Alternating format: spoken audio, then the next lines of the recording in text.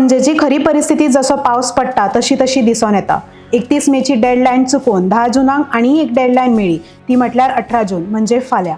कितें खरें कितें खोटें आनी कितलें काम पुराय जाला आनी कितलें उरलां ह्याची खबर काडपाक माय गोवा नेटवर्काचो पत्रकार धर्मेश पणजे वाठारांनी भोंवलो। Imagine Panaji smart city development limited यांच्यांनी अजून मेरेन लोकांक फटोवपाचेंच काम केलां काय? पळयात तुमच्याच दोळ्यांनी फाल्यांच्या डेडलायनी पयलीं कशी परिस्थिती आसा ती।